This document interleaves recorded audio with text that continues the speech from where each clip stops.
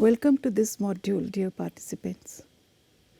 In recent years, the study of queer literature has gathered increasing attention to examine and scrutinize the stories that history had tried to erase.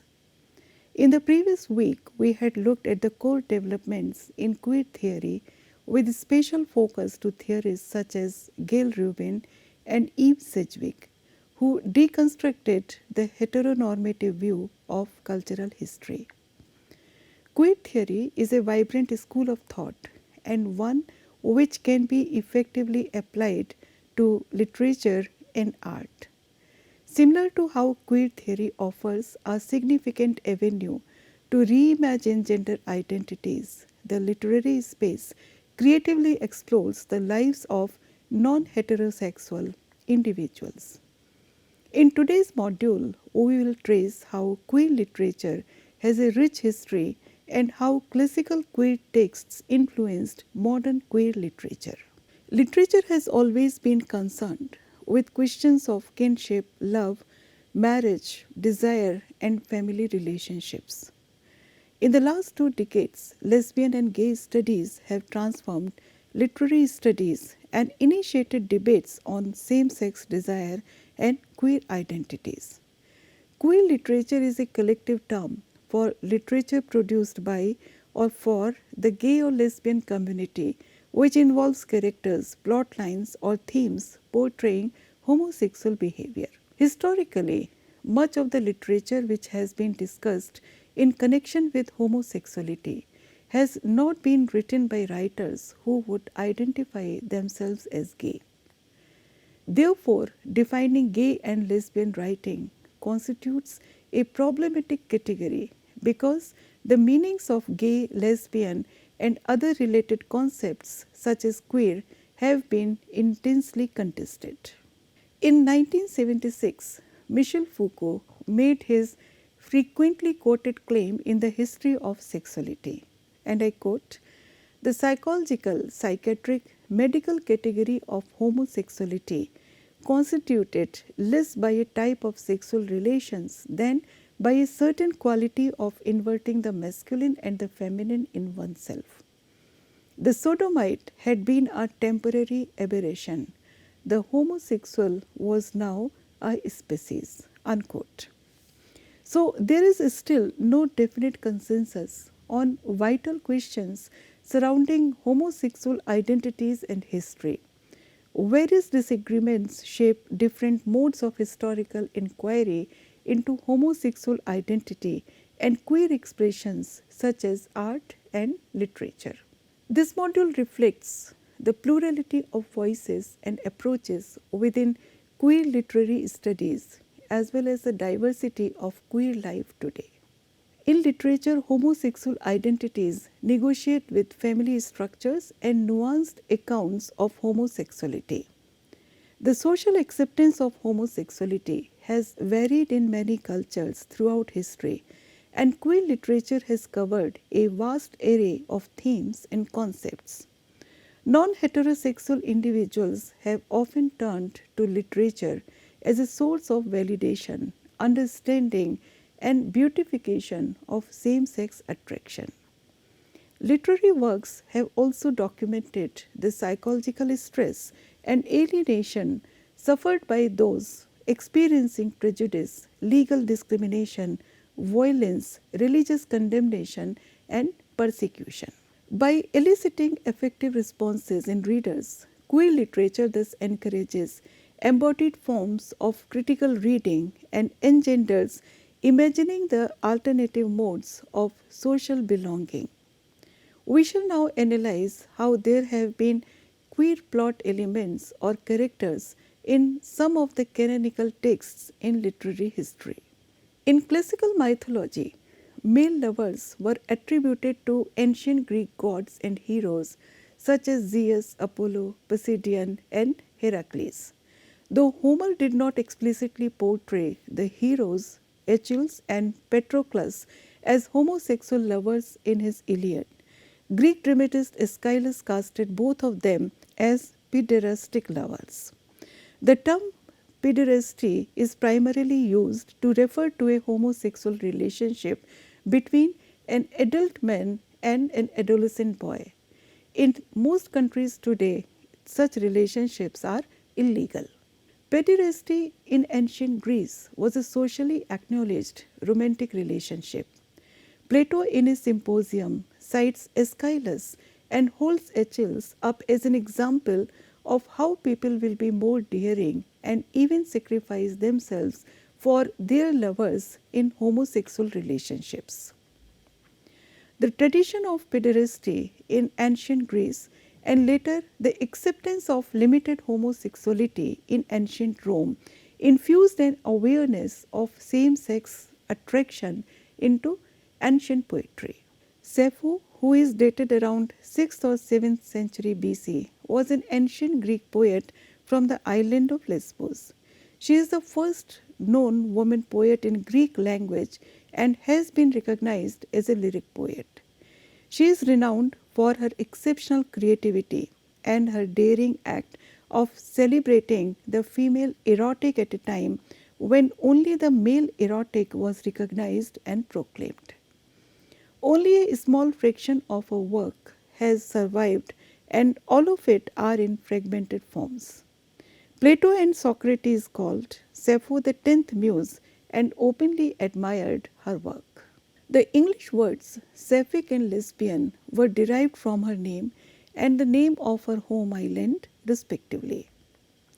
It is significant to note that Sappho was privileged and wealthy by birth and was thus allowed intellectual pursuits outside the world of procreative pursuits, which was the only accepted goal for most women at the time. Sappho writes of Aphrodite, the goddess of sexuality, describing emotions of desire and longing for one's beloved. This was in contrast to values of labor and courage among the warriors depicted in Homer's epics. Sappho celebrated female pleasure and women's bodies, disrupting many treasured concepts of Western tradition. Latin poet Catullus of the Roman Republic had turned away from the Homeric epic poetry and focused on personal lives rather than classical heroes. In 25 of his poems, he mentions his devotion to a woman named Lesbia, which scholars believe is the false name for his love interest Claudia, a married woman, a source and inspiration for many of his poems. His poems about Lesbia are written in sapphic meter and they contain descriptions of homosexual desires among women. The explicit sexual imagery in his poems shocked many readers, and yet at many instruction levels, Catullus is considered as a resource for teachers of Latin. Catullus did not reject traditional notions. Instead, he tried to reinvent these notions from a personal point of view and to reintroduce them into human relationships.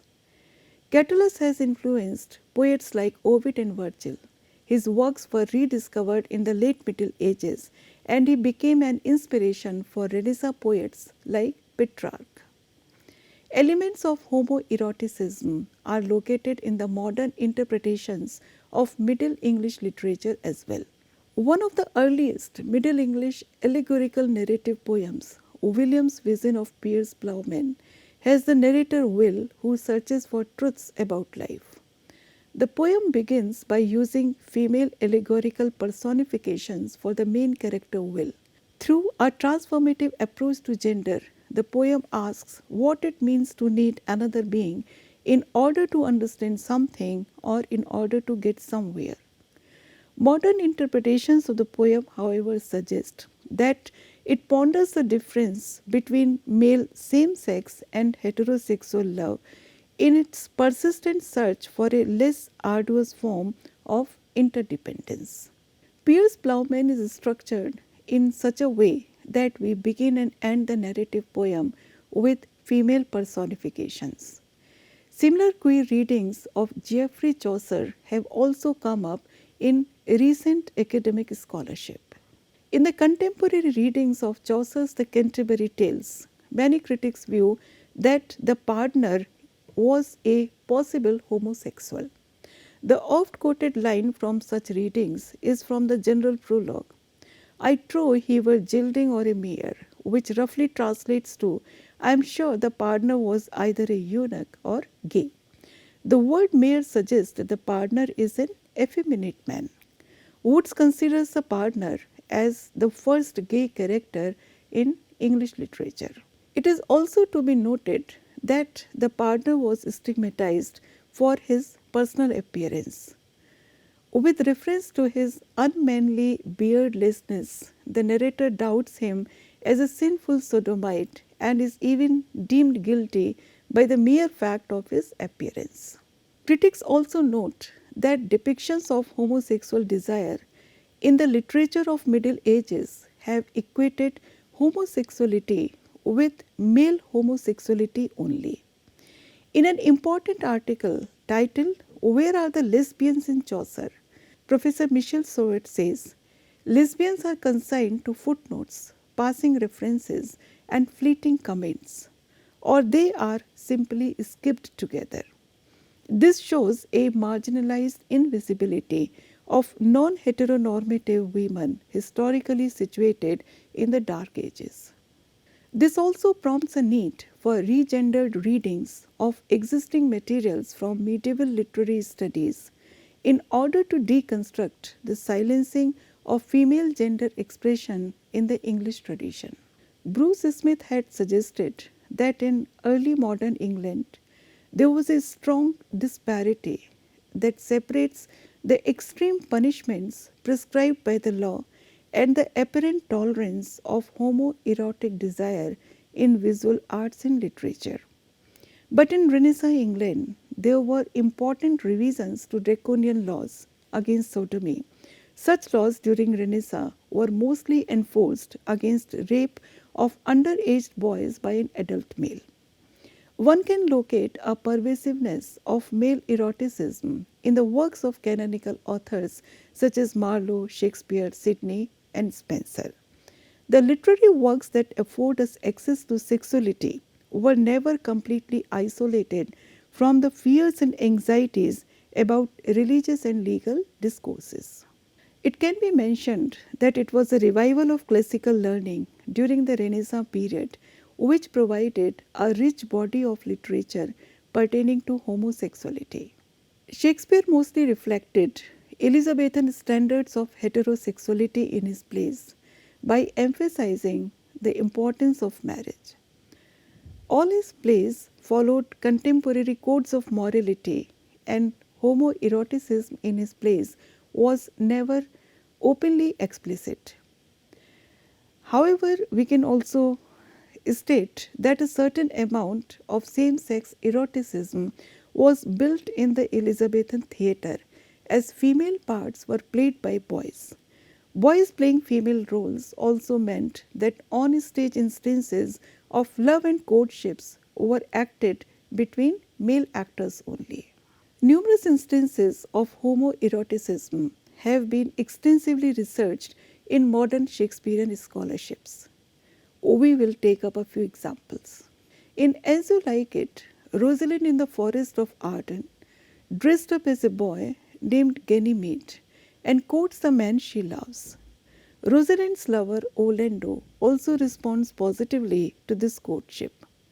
The name that Rosalind has chosen for her cross-dressing, Ganymede, belongs to a beautiful boy from Greek mythology who is considered as one of the lovers of Zeus. Shakespeare's most complex approach to the themes of gender and same-sex desire can be located in Twelfth Night. The play's main character, a young woman Viola, dresses up as a man called Cesario. As Cesario, Viola becomes a servant to Duke Orsino. During the course of the play, Orsino falls in love with Cesario, though he is not able to declare his feelings until Cesario reveals that he is in fact a woman. As soon as Viola reveals her true gender identity, Orsino asks her to marry him. Viola is still dressed as a man when Orsino proposes, and he even continues to call her a boy during his proposal. Furthermore, another character, Countess Olivia, also falls in love with Cesario. Although she believes Cesario to be a man, in fact, she is attracted to his feminine looks and feminine ways of speaking. Cross dressing in the plays of Shakespeare and his contemporaries thus becomes a method for the layering of genders in sophisticated ways. This multitude of gender roles creates a flexibility that produces homoerotic relationships. Moreover, the performance of gender on stage shows the ambiguous and flexible nature of gender desire and action, which is strongly limited by society's strict codes and laws. This is similar to how Judith Butler has outlined gender performativity. She views it as a combination of the societal pressures to conform to stereotypical notions of gender and at the same time thinks that one is given a limited amount of freedom for individual gender expression. Butler's understanding of gender shall be comprehensively analyzed in the upcoming weeks. Eve Sedgwick's famous work on literature and homosexual desire had developed out of her early work on Gothic fiction. She argues that the Gothic was the first novelistic form in England to have visible links to male homosexuality. Many early Gothic fiction authors like Matthew Lewis, William Thomas Beckford, and Francis Latham were homosexuals and would sublimate related themes and express them in more acceptable forms in their literary works. The Gothic is an ideal site for investigating alternatives to the romantic construction of the author as masculine, heterosexual, and autonomous. One of the best examples from early Gothic fiction in English is The Monk, published in 1796 and authored by Matthew Gregory Lewis.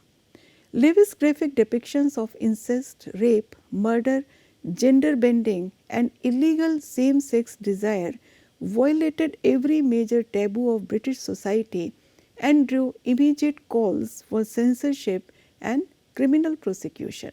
Works in the Gothic have often been preoccupied with perversion and decadence, transgressive or aberrant sexuality, gender instability, and permeable identities in the paranoia, persecution, and violence of homosexual panic. Lewis' book begins with an epigraph from Shakespeare's Measure for Measure. In the plot, a girl named Matilda enters a monastery disguised as a boy called Rosario. The title character, Ambrosio, a dedicated monk and a strict observer of chastity, falls in love with the young novice Rosario, clearly marking the gay subtext. Louis' condemnation of the Catholic Church is apparent through characters such as an unchaste nun and a lustful monk. The vow of celibacy, which many Protestant writers at the time condemned as unnatural, is presented as contributing significantly to Ambrosio's repressed sexuality. The element of homoeroticism in this Gothic fiction between Rosario and Ambrosio is achieved through the motive of cross-dressing like we saw in Shakespearean plays. The monk also represents Lewis' personal struggle against the sexual politics and constraints of the English society and the English literary tradition. In the 1790s, when Lewis was writing The Monk, judicial anti-homosexual persecution was at its height in England. Gangs of undercover police officers from anti-homosexual task forces infiltrated queer spaces, creating a sense of paranoia and fear in England's underground LGBT communities. Despite causing scandals and facing censorship, the novel became an eminent medium of changing social attitudes. In the 18th century, realist fiction became increasingly adept at representing a broad range of human types. As part of the same development, the homosexual person eventually became the homosexual character, a visible presence in the cultures of the Industrial Revolution. Smollett, for instance, in his novel Roderick Random, published in 1748, provides a significant defense of homosexuality. In a comic scene, Earl Stritwell attempts to seduce Roderick Random by urging him to read Petronius and by arguing that male homosexuality is the best defense against the corruption of womankind. In one of his later novels, Peregrine Pickle, published in 1751, Smollett gives us an early evidence of the practice of blackmailing same-sex lovers in English society. The Victorian era was marked by stability and progress and also aimed at setting up high moral standards. Oscar Wilde is one of the most prolific writers of this time, credited with writing a number of plays and short stories with an undercurrent of homosexuality. In his most famous play, The Importance of Being Earnest, 1895, two central characters, Jack and Algernon, create secret identities to avoid their social responsibilities. The plot of leading dual lives appears to be rooted in Wilde's own life, as he himself led a double life. He was married even as he continued to have intimate relationships with men. The very title of the play is a nod to its homosexual undertones, as the term earnest was widely known as a British slang for homosexuality. Wilde had also coined the term bun-burying, which means creating a different identity, indicating homosexual connotations. Wilde's only novel, The Picture of Dorian Gray, portrays a young, handsome and wealthy gentleman Dorian, whose portrait is drawn by the artist Basil Hallward. Under the influence of Lord Wotton, Dorian becomes extremely concerned with the transience of his beauty and begins to pursue his own pleasures above all else. Wotton's philosophy of new hedonism advocates garnering experiences that stimulate the senses without regard for conventional morality, and this plays a vital role in Dorian's development. The homoerotic bonds between male characters play a great role in structuring the novel. Basil's painting depends upon his adoration of Dorian's beauty. Similarly, Lord Henry is overcome with the desire to seduce Dorian and mold him into the realization of an ideal hedonistic hero. These motifs in the novel fit into Wilde's larger aesthetic values. As a homosexual living in an intolerant society, Wilde asserted this philosophy partially in an attempt to justify his own lifestyle. For him, homosexuality was not a sordid vice but rather a sign of refined culture of diversity and acceptance. Despite being married, he had a secret affair with Lord Alfred Douglas. Although he kept his homosexuality a secret, Alfred's father, the Marquis of Queensberry, found out about their affair. His friends, who were aware of his sexual preferences, advised him to flee to France, as homosexuality was legalized in France in 1791 during the French Revolution. In a court case between Queensberry and Wilde, an arrest warrant for Wilde was issued on the charges of gross indecency. Eventually, Wilde was sentenced to 2 years in jail, and the court concluded that many of his works were euphemisms for homosexuality. Today, Dorian Gray is considered as a groundbreaking gay character in the history of queer literature. By the 20th century, discussions around homosexuality became more open and society's understandings of it also evolved greatly. A number of novels with explicitly gay themes and characters began to appear in the domain of mainstream art and literature. Nobel Prize winner Andre Gide's semi-autobiographical novel, The Immoralist, finds a newly married man reawakened by his attraction to Arab boys.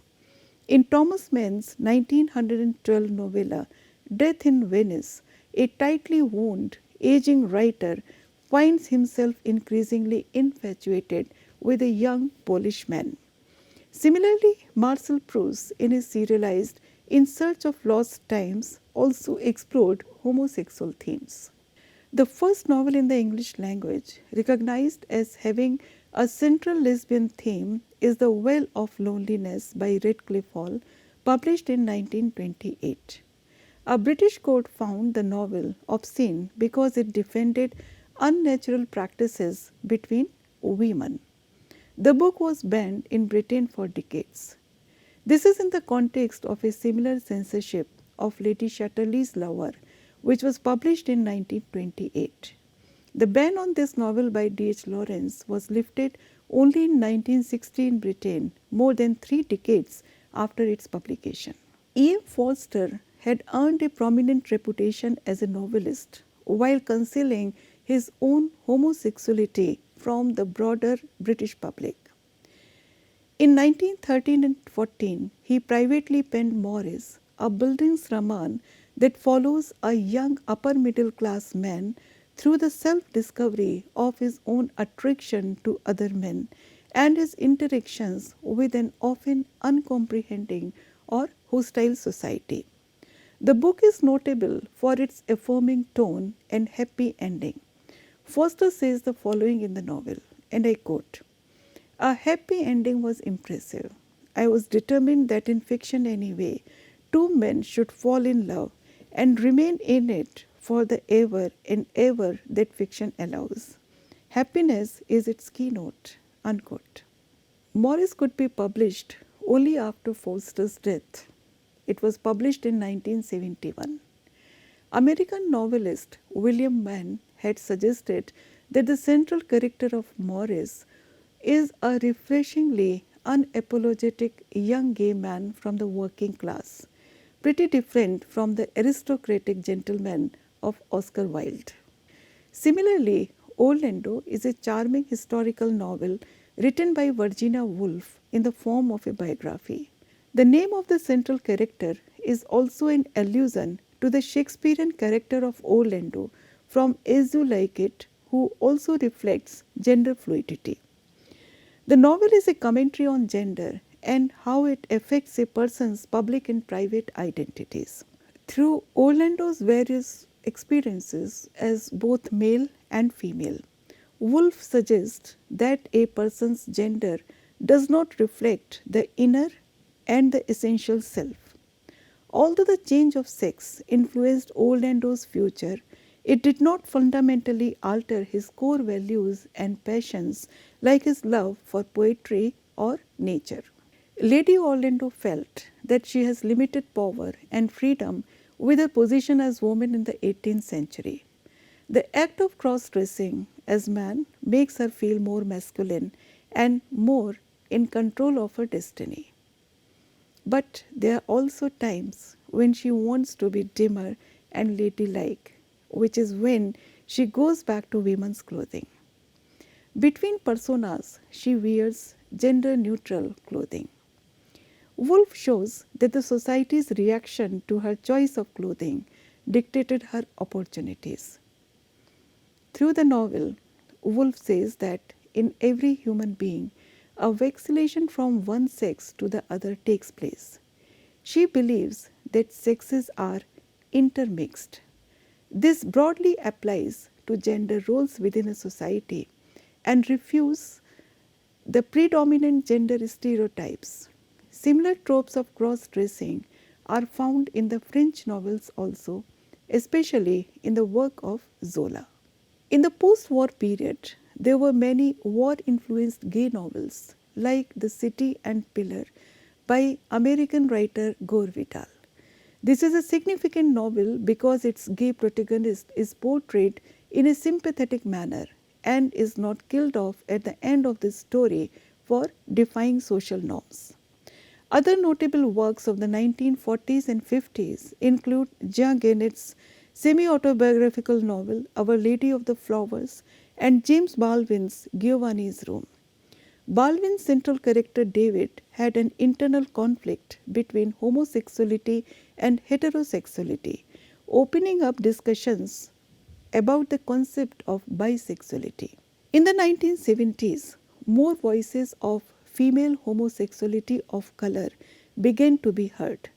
Notable among them are the works of American writer and feminist critic Audre Lorde. Similarly, Adrienne Rich and Judy Grant were important poets and essayists of the post-war era.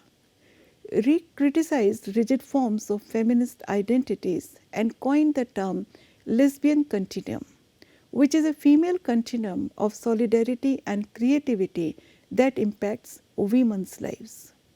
In the late 20th century, queer literature diversified into genres of fantasy, mystery, science fiction, and graphic novels. During this time, English novels which received national awards and mainstream critical acclaim, like The Color Purple by Alice Walker, included homosexual characters and relationships. In the 21st century, much of the LGBT literature has achieved a high level of sophistication, and many novels were adapted into high-profile films as well.